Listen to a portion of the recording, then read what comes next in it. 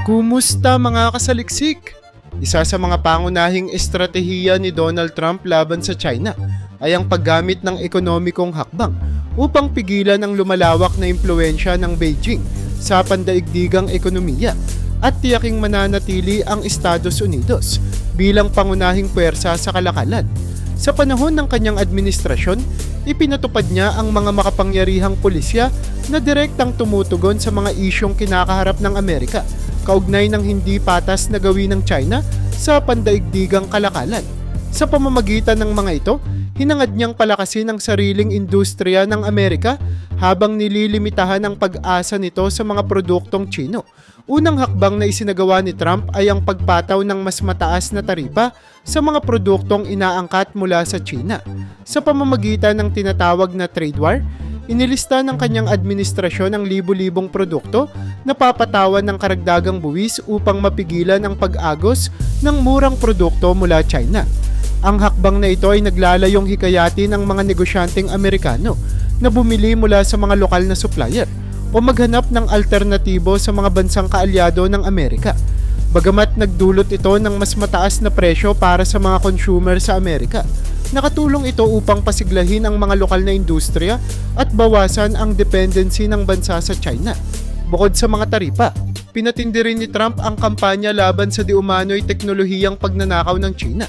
Madalas na inakusahan ng Beijing ng sistematikong pagkuha ng teknolohiya mula sa mga kumpanyang Amerikano upang palakasin ang sariling industriya nito. Bilang tugon, nagpatupad ang administrasyon ni Trump ng mahigpit na mga hakbang upang protektahan ang intellectual property ng mga kumpanya sa Amerika. Kabilang dito ang pagpataw ng mga parusa sa mga kumpanyang Tsino na nahuling lumalabag, gayon din ang pagharang sa pag-export ng mga high-tech na produkto tulad ng microchips na maaaring magamit para sa layuning militar ng China. Sa ganitong paraan, ipinakita ni Trump ang kanyang dedikasyon na pigilan ang paglago ng teknolohikal na kakayahan ng Beijing. Isa pang mahalagang aspeto ng ekonomikong estratehiya ni Trump ay ang pagsuporta sa mga kumpanyang Amerikano na aalis mula sa China. Upang masigurong hindi na magpapatuloy ang dependency ng Amerika sa Chino para sa produksyon, nag-alok ang administrasyon ni Trump ng mga insentibo para sa mga kumpanyang magbabalik ng kanilang operasyon sa loob ng bansa o maglilipat sa mga kaalyadong rehiyon. Ang hakbang na ito ay nagbigay daan sa muling pagbuhay ng lokal na produksyon at nag-udyok ng mga bagong trabaho para sa mga Amerikano. Bukod dito, nagkaroon din ng bagong interes ang mga kumpanyang pandaigdig na maghanap ng alternatibong pabrika sa Timog Silangang Asya, kabilang ang Pilipinas, upang mas mapalakas ang laban sa China. Isinulong din ni Trump ang pagbuo ng alternatibong supply chain kasama ang mga bansang kaalyado. Ang layunin nito ay bawasan ang pagkakakabit ng pandaigdigang ekonomiya sa China, lalo na sa mga kritikal na industriya tulad ng teknolohiya at medisina. Sa halip na dumipende sa China bilang pangunahing supplier, hinimok niya ang mga bansang tulad ng Japan, South Korea at mga miyembro ng European Union na magtulungan upang magpatayo ng bagong supply chain na hindi kontrolado ng Beijing. Ang pagbabagong ito ay nagbukas ng mga oportunidad para sa ibang rehiyon, lalo na sa Timog Silangang Asya, na maging bahagi ng pandaigdigang produksyon. Huling ngunit mahalaga, itinoon din ni Trump ang kanyang atensyon sa pagpigil sa pagpapalawak ng Belt and Road Initiative ng China. Ang programang ito na naglalayong ikonekta ang China sa iba't ibang bahagi ng mundo sa pamamagitan ng infrastruktura at kalakalan ay itinuturing ni Trump bilang paraan ng Beijing upang palakasin ang kanilang geopolitical influence. Sa pamamagitan ng suporta sa mga bansang tumututol sa proyekto, pinigilan ng administrasyon ni Trump ang ilang mga bansa na maging biktima ng tinatawag na debt trap diplomacy ng China, kung saan ang mga bansang hindi makabayad sa utang ay napipilitang isuko ang kanilang soberanya o likas yaman. Ang ekonomikong estratehiya ni Donald Trump laban sa China ay isang multifaceted na plano na naglalayong tiyakin ang ekonomiko at teknolohikal na dominasyon ng Estados Unidos habang binabawasan ang impluensya ng Beijing. Sa kabila ng mga kritisismo at epekto nito sa pandaigdigang kalakalan, hindi maikakailang nagbukas ito ng mga bagong landas para sa muling pagbabalik ng balanse sa pandaigdigang ekonomiya.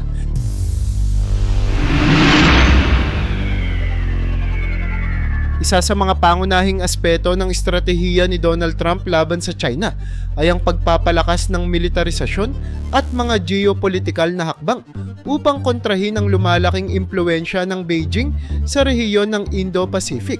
Sa ilalim ng kanyang administrasyon, ginamit ni Trump ang lakas militar ng Estados Unidos upang tiyakin ang seguridad ng mga kaalyado nito, protektahan ang mahalagang mga ruta sa kalakalan, at hamunin ang agresibong paggalaw ng China, partikular na sa South China Sea.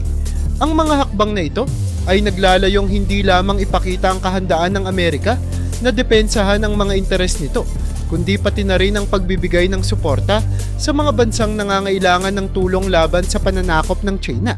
Unang hakbang na ginawa ni Trump ay ang pagpapalakas ng presensya ng militar ng Estados Unidos sa rehiyon ng Indo-Pacific. Ang pagpapadala ng mas maraming naval ships, fighter jets at tropa sa mga lugar tulad ng Guam, Japan at South Korea ay naging mahalaga upang kontrahin ang lumalawak na presensya ng militar ng China.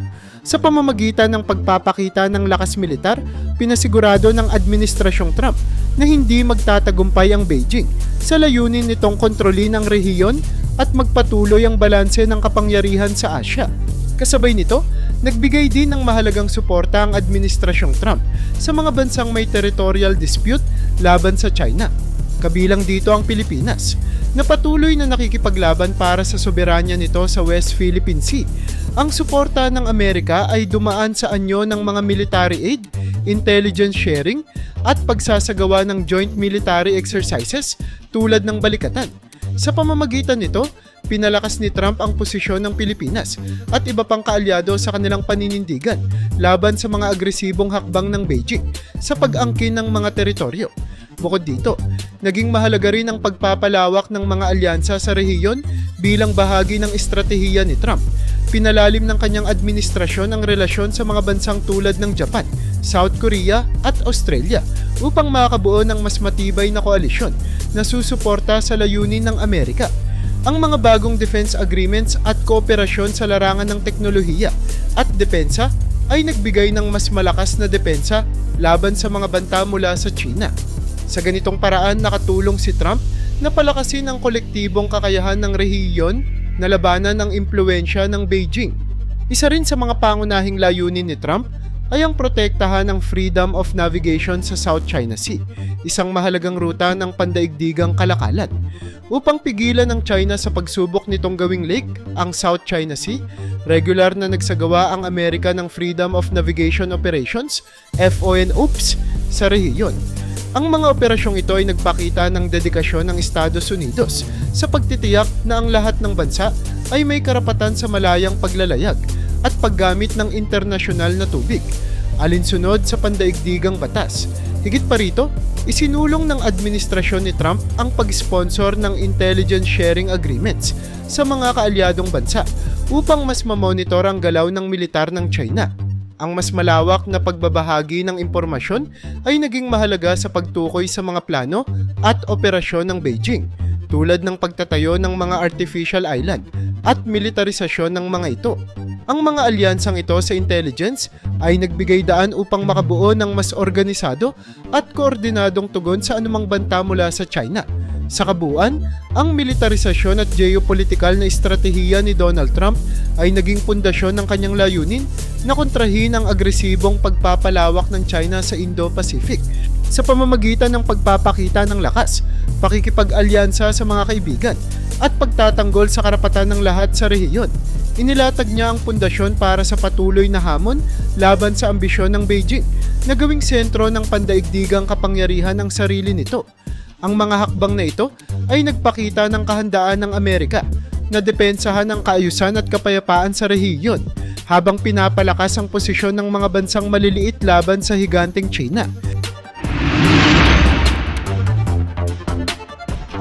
Ang ideolohikal na impluwensya ng China ay naging isa sa mga pangunahing alalahanin ng administrasyon ni Donald Trump na naglalayong kontrahin ang paggamit ng Beijing ng media, akademya at diplomatikong ugnayan upang ipalaganap ang kanilang mga pananaw at agenda.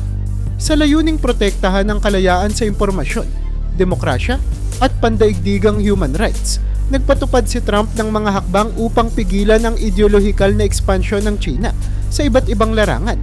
Isa sa mga unang hakbang ni Trump ay ang pagban sa mga pro-China propaganda platforms.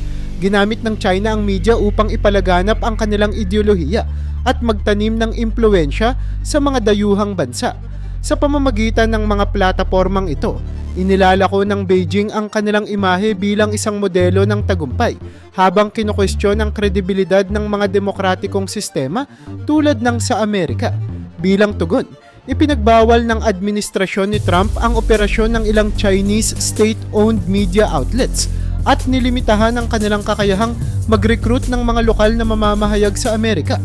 Ang hakbang na ito ay naglalayong pigilan ang paglaganap ng mga pro-China narratives na maaaring makaimpluwensya sa opinyon ng publiko. Kasabay nito, tinutukan din ni Trump ang pagpigil sa impluwensya ng Confucius Institutes sa mga universidad. Ang mga institusyong ito na pinopondohan ng gobyerno ng China ay nagbibigay ng edukasyon tungkol sa wika at kultura ng Chino, ngunit kadalasang pinaghihinalaang nagdadala ng political agenda na pabor sa Beijing. Sa ilalim ng kanyang administrasyon, hinimok ni Trump ang mga universidad sa Amerika na magsagawa ng masusing pagsusuri sa mga programang inaalok ng mga Confucius Institutes. Ang ilan ay tuluyang isinara matapos mapatunayang ginagamit ang mga ito upang ikintal ang mga ideolohiyang pro-China sa mga estudyante. Bukod sa mga hakbang na ito, naging matatag rin si Trump sa pagsuporta sa mga bansa at rehiyong labis na naapektuhan ng agresyon ng Beijing, partikular na ang Hong Kong at Taiwan. Sa Hong Kong, kinondena ni Trump ang pagpataw ng China ng kontrobersyal na national security law na naglimita sa kalayaan ng mga mamamayan nito. Nagbigay siya ng suporta sa mga pro-democracy activists sa Hong Kong at nagpatupad ng sanctions laban sa mga opisyal ng Beijing na sangkot sa pagpigil sa karapatan ng mga residente. Samantala sa Taiwan, nagpakita ang administrasyon ni Trump ng matibay na suporta sa pamamagitan ng pagbebenta ng mga advanced na armas at pagsuporta sa diplomatikong pakikipag-ugnayan. Ang mga hakbang na ito ay naglalayong ipakita sa mundo na hindi basta-basta palalampasin ng Amerika ang anumang tangkang pagkitil sa kalayaan at demokrasya. Ang isa pang mahalagang aspeto ng estratehiya ni Trump ay ang paglalantad sa human rights abuses ng China.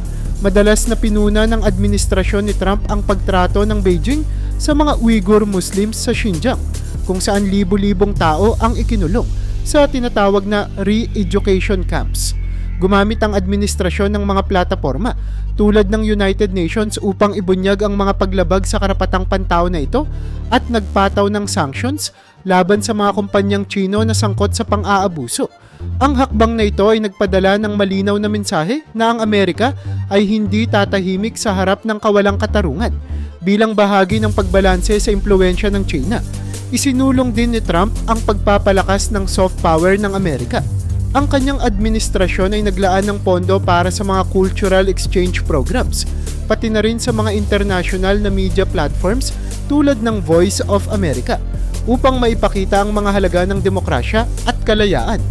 Ang mga programang ito ay naglalayong hamunin ng mga Chinese narratives sa pandaigdigang level at hikayatin ng mga tao sa iba't ibang bahagi ng mundo na suportahan ang mga prinsipyong demokratiko. Sa kabuuan, ang ideolohikal na estratehiya ni Donald Trump laban sa China ay nagpakita ng kanyang determinasyon na protektahan ang mga demokratikong prinsipyo mula sa impluwensyang autoritarya ng Beijing.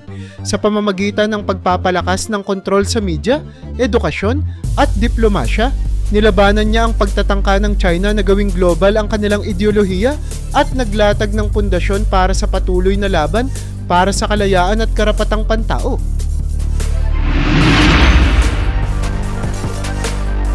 Bilang bahagi ng kanyang estratehiya laban sa China, itinuon ni Donald Trump ang atensyon sa diplomasya at ekonomiko upang humikayat ng mga bansa na humiwalay mula sa matinding pagkakadepende sa Beijing sa pamamagitan ng pagbubuo ng mas malalakas na trade agreements, pagsuporta sa mga rehiyonal na alyansa at pagpopromote ng mga produktong Amerikano. Layunin ng administrasyon ni Trump na muling itayo ang pandaigdigang balanse sa ekonomiya at bawasan ang impluwensya ng China sa internasyonal na merkado.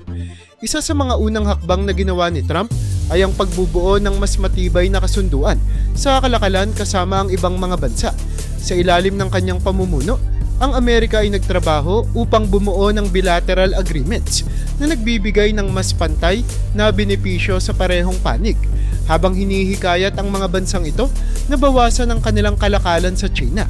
Halimbawa, pinatatag ng administrasyon ang ugnayang pang-ekonomiya sa Japan at South Korea sa pamamagitan ng mga kasunduang sumusuporta sa kapwa-industriya. Ang ganitong hakbang ay nagbigay sa mga bansang ito ng mas malawak na alternatibo sa China bilang trading partner, kasabay ng pagpapalakas ng sariling ekonomiya ng Amerika. Bukod sa bilateral agreements, mahalaga rin ang pagsuporta ni Trump sa Association of Southeast Asian Nations, ASEAN, bilang isang economic bloc.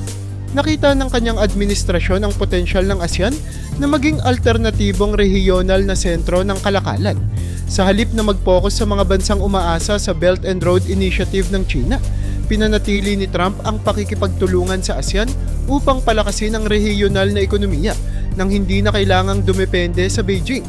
Ang ganitong pagsuporta ay nagbigay ng mas malawak na espasyo para sa mga bansang tulad ng Pilipinas, Vietnam at Indonesia na umunlad ng hindi nangangamba sa utang o impluwensya ng China. Isa rin sa mga layunin ni Trump ay ang paglaban sa hindi patas na kompetisyon mula sa mga subsidized Chinese businesses. Sa ilalim ng sistemang ito, ang mga kumpanya sa China ay binibigyan ng malalaking subsidyo mula sa gobyerno upang mabenta ang kanilang mga produkto sa napakababang presyo na pumipinsala sa mga lokal na negosyo ng ibang bansa. Bilang tugon, nagpatupad si Trump ng mga hakbang upang protektahan ang mga industriya ng Amerika mula sa ganitong uri ng kompetisyon, kabilang ang pagpapataw ng anti-dumping duties at pagbibigay ng suporta sa mga negosyanteng Amerikano. Ang hakbang na ito ay nagbukas ng mga oportunidad para sa mga lokal na negosyo na makipagkompetensya ng patas sa pandaigdigang merkado.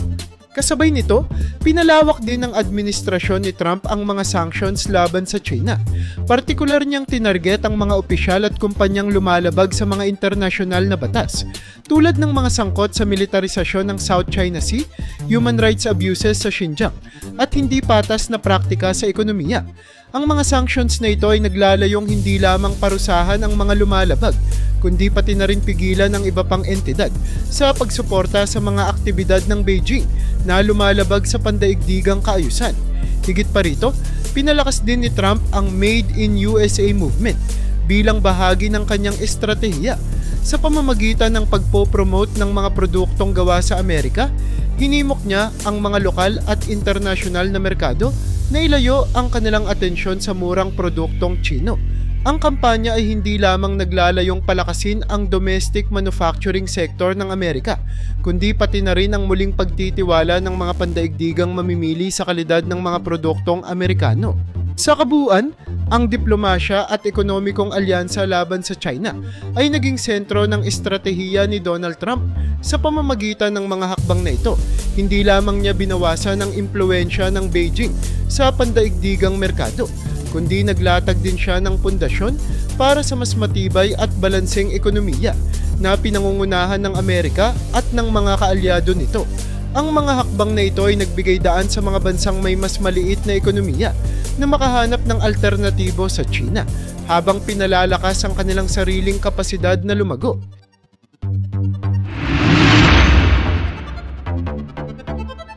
Ang mga hakbang at estratehiya ni Donald Trump laban sa China ay hindi lamang nagkaroon ng epekto sa relasyong pandaigdigan, kundi nagbukas din ng mga oportunidad para sa Pilipinas.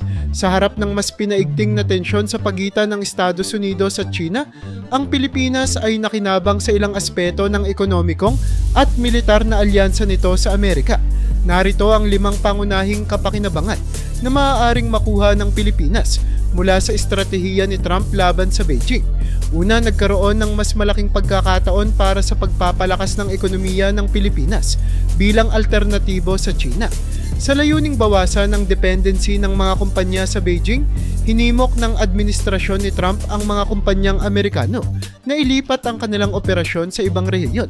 Ang Pilipinas, na may murang labor cost at strategic na lokasyon sa Timog Silangang Asya, ay naging isang pangunahing destinasyon para sa mga negosyong naghahanap ng alternatibong pabrika o regional hubs. Ang paglilipat na ito ay nagbigay daan sa paglikha ng mas maraming trabaho at paglago ng ekonomiya sa bansa. Pangalawa, pinatibay ng administrasyon ni Trump ang suporta nito sa karapatan ng Pilipinas sa West Philippine Sea. Sa gitna ng patuloy na pang-aagaw ng China sa mga teritoryo sa South China Sea, malinaw na ipinakita ng Amerika ang suporta nito sa soberanya ng Pilipinas.